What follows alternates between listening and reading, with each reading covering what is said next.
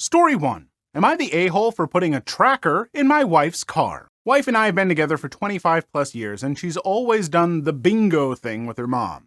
I have no problems with that, and they've been doing it for years and years, maybe once or twice a month. Again, no problem. Her mom has always been a gambling addict, and it caused the divorce of her first husband, and she wiped out her second husband's bank account within a couple of years. So I've always been a bit leery on the whole gambling thing. I've seen it destroy families. Her mom lives with us now. 15 years ago, I worked out of town/state a lot, so she's always had control of our joint banking account. My checks were auto-deposit, so never really broke down our bills as I should have. After I kept pressuring her to tell me where all our money was going, she broke down and told me she gambled it away at the casino. Slot machines. Big fight. At that point, I got a separate checking account, so at least the bills would be paid on time. I made a bit more than she does, but I pay the most of the bills and am still able to save up money every month. This has never been sustainable though, since any surprise bills, we have 2 teen kids, it's always me that pays for them. She is broke every month. We were going over our tax returns. It turned out she owed $6,000 in taxes, all from the casino. We went over the whole gambling/financial problems again, and she shook my hand and promised that she would stop. Fast forward a few months ago, I bought a tracker online, one that I could put on my tractor.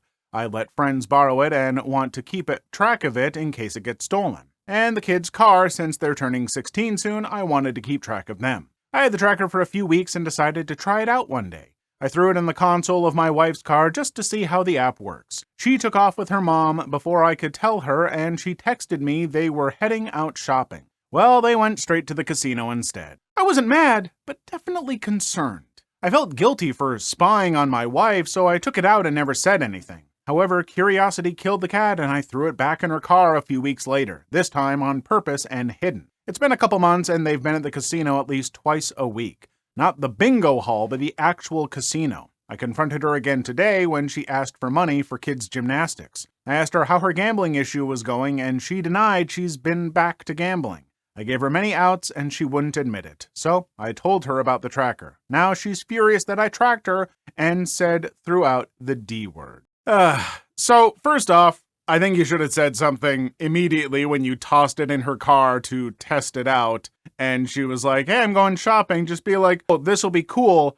I have the little tracker in your car to test it, so I want to see if it works. Like, I would have thrown that out there right away if it genuinely was a mistake. I will say spying on her like that, yeah, she was in the wrong.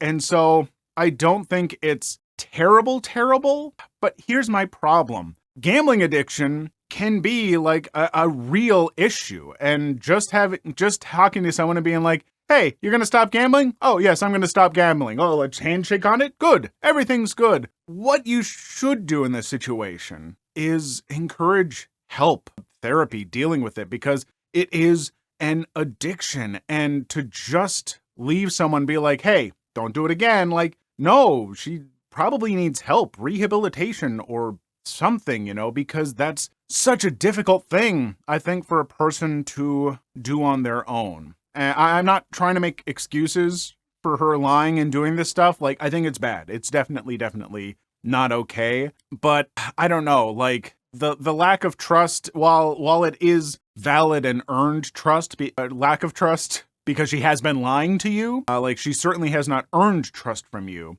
But at the same time, to then treat her with another level of distrust by, like, secretly doing this thing instead of communicating with her, talking, trying to, like, resolve it with help, I don't think necessarily helps things either. That's just my point of view. Others may disagree, and I think that's totally valid. But yeah, so good luck. Story 2. Today I effed up by getting our puppy stoned out of her mind. I can't tell anyone in my life about this because me and my fiance will look like ducking idiots. Our 6-month-old corgi was super sleepy around 5 p.m. last night, snuggled up to us, which is rare as she's usually very active, alert, and playful, especially since she slept well and didn't go on any walks. There was no reason to be this tired. We woke her up and her head was swaying when she looked at anything. She had a hard time keeping it up. She started walking and her movements looked wasted, stumbling all over, almost falling. We prevented her from falling off the couch. She had a hard time peeing without falling over. I started freaking out and getting very concerned. We've had nearby animals act similar and thought it was distemper. I tripped balls. Called the emergency vet, we rushed her over, and I was very stressed out and thought I was gonna cry. Eventually, we brought her in, explained all of her symptoms, explained about the other animals and what we thought happened. She asked us if we keep marijuana in the house. Yes, we do. Without skipping a beat, the technician tells us, I'm 90% sure this puppy is high. It makes complete sense and was something I never even considered for a second. Vets check it out, basically says very similar things. Says dogs like to eat ash from weed, which we ash on our porch sometimes. The advice was to just wait a couple of hours and it'll wear off and protect her from falling in the meantime. We were so relieved, you didn't even know, but also felt so stupid. We pay $200 and leave. Puppy sleeps for hours and hours more on the couch, and now she's fine this morning. Yeah, I would absolutely be just as distressed as these people if one of my puppies was acting off like that. I would absolutely do the same thing, and we are also in a household where we have recreational use of certain substances, THC related. And but we also always make sure to keep everything, way up where they cannot get it, locked up in boxes, and any ashes and stuff like that are safely stored. Because you don't want ashes getting around where the dogs could get at them. I didn't know that dogs liked to lick up the ash from stuff like that. Also, I do edibles and stuff. I don't really have ashes, and we've got like the little juices, vapes, whatever, so it's really not an issue. But also, don't just dump the ashes on your deck. That stuff's not great for the wood. Oh, I sound like such an old dad saying this, but you don't want to have to be scrubbing that gunk up. It's gonna get in there. You're gonna have to use some harsh cleaner that's gonna strip stuff up. It's just not gonna be good for the life of your deck. So just be careful with that stuff, okay, kids? Story 3. My 42 female, husband, 45 male, has a favorite child and it has destroyed our family. I want to start by saying my husband is a good man. He provides a very comfortable life for me and our children. He's never been abusive or manipulative. He's never kept secrets or cheated, but he has one huge flaw. He has a favorite child. We have 3 teenage sons. They're Mason, 18, Kyle, 15, and Sean, 13. Our youngest son, Sean, is my husband's favorite. He knows this. I know this. And what really kills me is that our children know it. It wasn't always like this. He used to be equally loving to all of our boys, but when Sean was 5 years old, he got pneumonia and was dangerously close to death. It was obviously an extremely tough time for my husband and I, and through the entire hospital stay, Sean always wanted his dad above anyone else. It bonded them. Ever since then, my husband has always favored and spoiled Sean to the detriment of his relationships with Mason and Kyle. The 2 older boys noticed as they got older and were understandably hurt that their father always favored Sean. I had several conversations with my husband throughout the years about how he needs to realize he has 3 sons, not just 1. He always listened and would make an effort to be more involved with Mason and Kyle, but it never lasted. He'd always go back to being super dad to Sean. Then it all came to a head today when Kyle's school had an award ceremony that Kyle would be presented an award at. This is, of course, a virtual event as COVID is still an issue and the boys are doing online distance learning. Essentially, the event was just a large group video call where the kids would be recognized for their academic achievements, and there was a raffle for several prizes. Kyle was excited because one of the prizes was a game system he wanted. Parents were invited to join in on their own computer to get an extra entry for raffle prizes on behalf of their children. I wasn't going to be able to make it as I had work, but I told my husband to just drop in and watch them, read Kyle's name, and stick around so Kyle could have just a slightly better chance at getting the prize he wanted.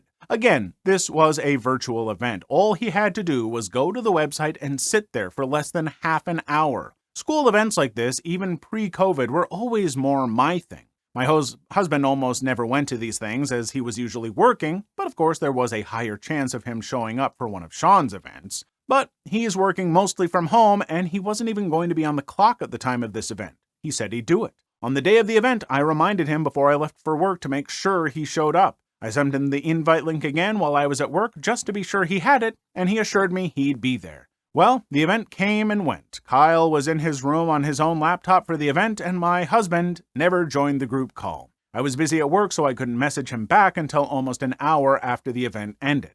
I asked how it went. He said he was trying to join, but the link didn't work. I asked what he meant when he was trying to join now when the event was an hour ago. He replied, "Oh, I thought you said it was now." I saw red. He missed the event because he got the time wrong. After I told him several times what time and exactly how to join, all he had to do was click the link at the right time. I was furious, but I wanted to wait until I got home to talk to him. So I get home and see our oldest son, Mason's car in our driveway. He does not live with us anymore. He's in college and has his own apartment. I walk inside and Sean is in the living room looking upset. I ask him what's wrong and he says the other boys are fighting with Dad. I asked what happened and he said he doesn't know, just that Kyle got really mad and called Mason when he told Kyle that he and my husband went to get frozen yogurt earlier. I asked what time they went and he told me. It was 10 minutes before Kyle's event. He missed the event because he chose to take Sean to get frozen yogurt. I learned later that Sean was begging him and my husband, as usual, caved and took him. At that moment, Mason, Kyle, and my husband all come down the stairs. They're yelling and Mason has a duffel bag with Kyle's things. I asked what was happening, and Mason said he's taking Kyle with him to stay at his apartment for a while. I told him Kyle can stay the night, but he can't just move in with him. My husband said that Kyle is not leaving and he needs to talk to him privately, but Mason blew up on him. He said everyone knows Sean is his favorite and he couldn't tell Sean to wait 30 minutes before taking him to get yogurt. I told Mason I understood his anger, but that we all needed to sit down and talk. Kyle joins in and says he's tired of his dad always choosing Sean over the two of them and he wants to stay with Mason. My husband was apologizing and saying he doesn't choose Sean over them, he just made a mistake. Mason challenged my husband, saying, "You always just make mistakes that leave me and Kyle on the back burner," and told him to try to remember the last time he did something with either he or Kyle alone. My husband listed 2 events. Mason reminded him Sean tagged along for both. My husband said they're family, and of course he's allowed to go with them. Kyle shouted back that my husband has taken out-of-town trips with just him and Sean 3 times in the last year and a half, and he was right. Sean got visibly upset at this point. Mason said he was sorry and that this wasn't about anything he did wrong, that it was their dad's fault, not his. Sean went upstairs to his room. My husband started after him, and Mason said, "See, you've got 3 upset sons, and you still run off to coddle Sean." My husband said that that's not true, he's just more sensitive than the other boys. Mason told him he wants so badly for Sean to be his only son that he can have his wish. He said not to call or text him or Kyle anymore and that they don't have a dad anymore. Kyle added, "You already act like we don't exist anyway."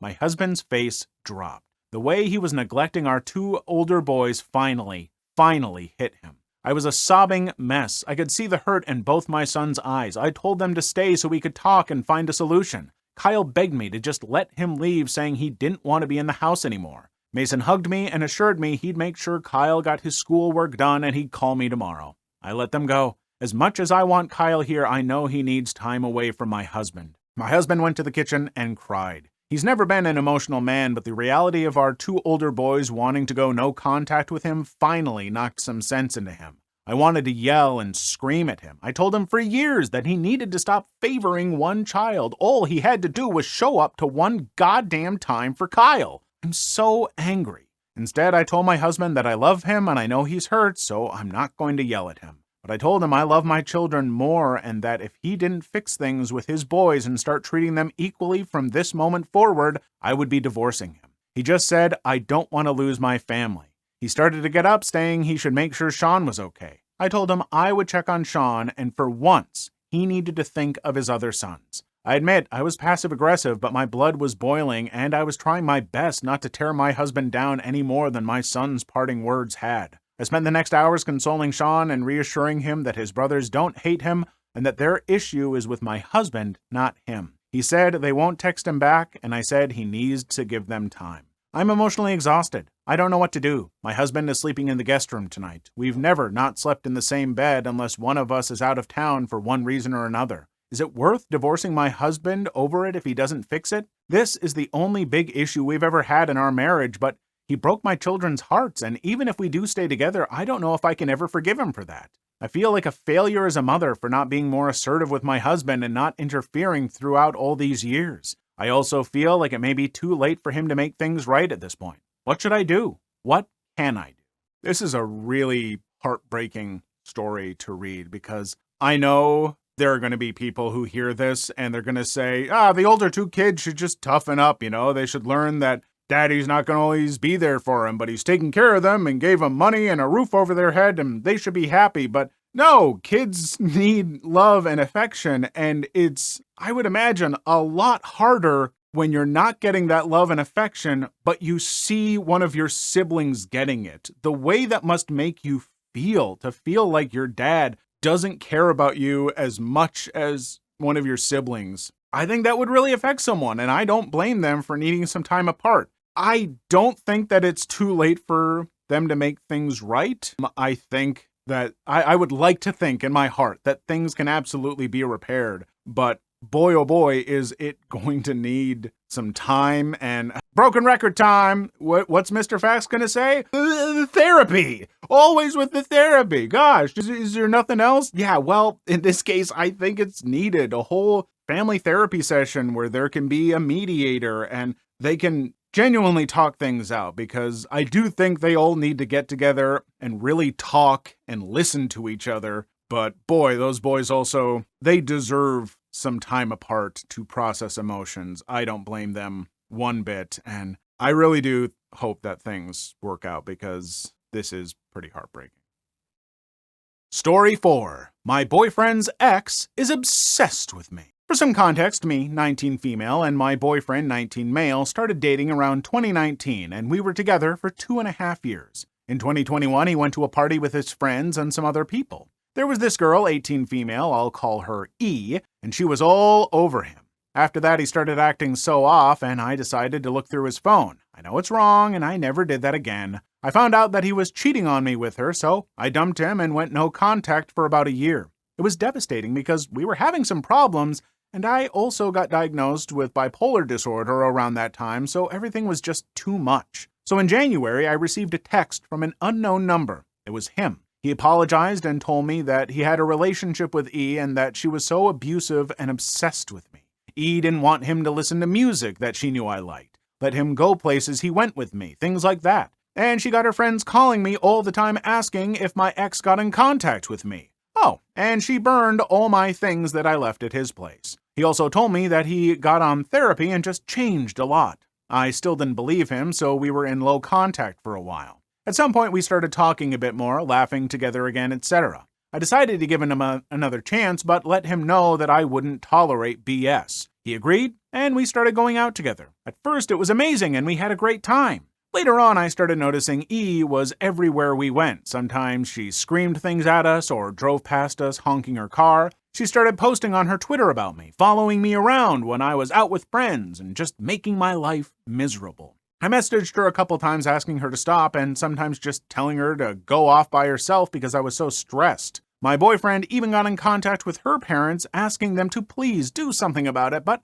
I told them that my boyfriend got her pregnant and that he cheated on her with me, stuff like that. So, no help from them either. We just stopped caring and things calmed for a while, but now she's back at it again. I don't know what to do anymore. I'm so tired and angry. My relationship is doing well though, but we just want some peace. If anyone has some suggestions, I'd really appreciate it. I mean, things eventually get to a point where you might need to get a restraining order or something like that. Unfortunately, when people get to this behavior that's kind of borderline stalking, there's not going to be a safe way to try and just sit and talk and reason with them. And yeah, sometimes if you just ignore them for a long time, they might get the hint and go away, but also maybe not. And maybe they might start escalating things. I don't know, but you should protect yourself, stay safe, because yeah, to obsess to this level, it's pretty unhealthy. And this is still around the age where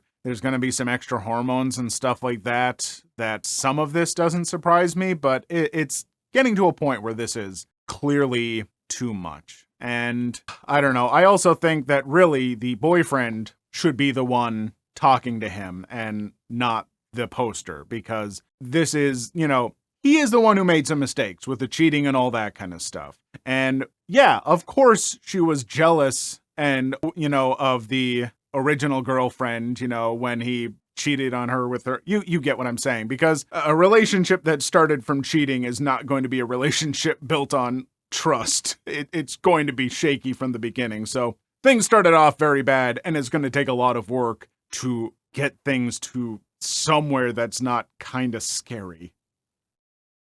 Story 5. My husband keeps talking about his female nemesis. I have this itch in my brain that I need to scratch. I, 32 female, have been married to my husband, 33 male, for 5 years now. Recently, about a year ago, my husband's office hired a new employee. Let's call her Jess, 25 female. My husband would often complain about how stupid she is. Here are some list of complaints. She always tries to act smart even though she is a kid. She always laughs at silly little things which he finds annoying. He sometimes criticizes her carefree nature. He once told me she was dressed like a clown. She just wore red lipstick. It feels like any time he comes from the office, it is always him complaining about her or what she did. And usually it's just some normal crap. He told me Jess teases him by calling him an old man. He really hates that. It feels like this girl Jess is always in his mind. The other day we went shopping. I really liked a red shoe and asked my husband how I looked. He said it will look gorgeous on me. Then out of nowhere he said, "Thank God you do not have stinky feet like Jess. She always wears shoes that look weird on her," and then proceeded to say how much he hates her and that she is his nemesis. This was clearly out of nowhere. The thing that confirmed my suspicion is that he follows Jess on Instagram. We were sitting on our couch, I was watching a movie, and he was scrolling through Instagram. He was on Jess's page, literally binge-watching her content. I mean, if he hates her and hates everything she does, then why is he stalking her? I did bring it up, and he said that I'm being ridiculous and that I should know that he hates Jess. So thinking that there is something going on is making me look insecure. I do not know what to believe. My instincts tell me something else, but logically, if he hates someone that much, he wouldn't bring them up in every conversation. Where do I go next? You go to the boyfriend store and get yourself a new husband store. I don't know. You get what I'm saying?